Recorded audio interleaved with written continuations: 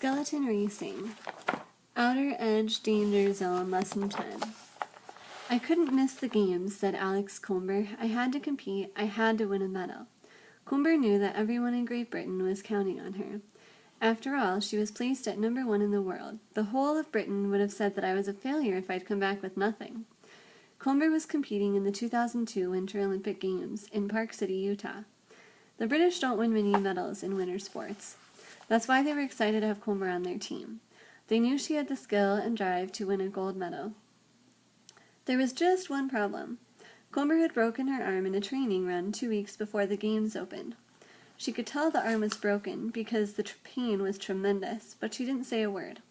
She knew that if her trainers found out, they would not let her compete. So she kept quiet and tried to ignore the pain. Comber's event was skeleton racing. Skeleton racers lie on a sled and shoot down an icy course filled with sharp turns and steep drops. Top racers can reach speeds of over 80 miles an hour. At such speeds, skeleton racing is dangerous. In fact, it was once considered so dangerous it was banned. The last Olympic skeleton race had been in 1948. For many years, the sport was not allowed in the Olympics, but now it was back. Speed isn't the only danger. The sled itself adds to the risk. First of all, it has no brakes.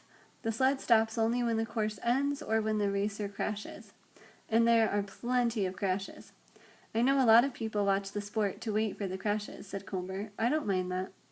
Then there is the problem of steering. A skeleton sled doesn't have any steering mechanism, so racers must try to direct it by leaning to one side or the other. Comber said she is in control about 95% of the time. What happens during the other 5%? You have very, very small parts of seconds where you feel out of control, she admitted. The racers lie on their stomachs. They go down the course head first. Their chins are just an inch or two off the ice. Imagine a roller coaster going twice the speed it normally does, said one racer, known as Dr. Ice. You're hanging off the front with no seatbelt. It's as scary as that every time you go down. At the start of the course, racers pick up the sled in their hands.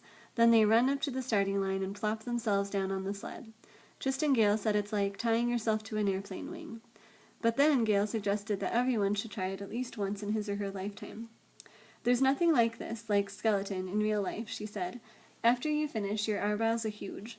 Comber said she first tried skeleton racing when she was 22 years old. It took her just one run to fall in love with it, and she was good at it. Within a week, she was competing and winning.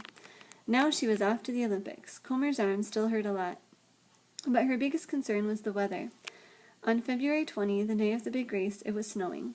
Snow on the course, Comber said, acts like sandpaper. It slows you down. Snow is especially tough for Comber. That's because she weighed less than most other racers. She had more trouble controlling her sled on a snowy course. Heavier women could battle through the snow and go down the course more easily. Said Comber, if you're small like me, the snow is an absolute disaster.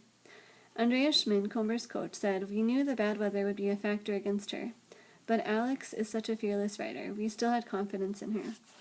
Also, there were 15,000 fans cheering her on. Among them were her 2 little nephews. They held up a banner that read, Go, Auntie Alex, go. So despite the broken arm and the snow, Comber decided to give it her best try. I convinced myself I could go well in the snow, she said. Each racer goes down the course twice. The winner is the one with the fastest combined time. On her first run, Comber hit the walls on the turn several times. But as she later said, she just kept holding on, hoping for a quick time. She finished in a very fast time. After her second run, Comber was in first place. There were only 2 racers to go. Both had terrific runs and beat Comber. Comber didn't win the gold medal, but her third-place finish was enough to earn bronze medal. That made her happy. It's a fantastic feeling to get the bronze, she said. Her mother, Rosemary, was delighted too. I cried when I knew she had got a medal of some sort, she said. I am just so proud. After the race, Comber finally had a doctor examine her arm.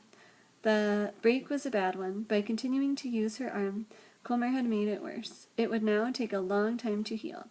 For Alex Comber, this was a small price to pay. She was going back to Great Britain with an Olympic medal.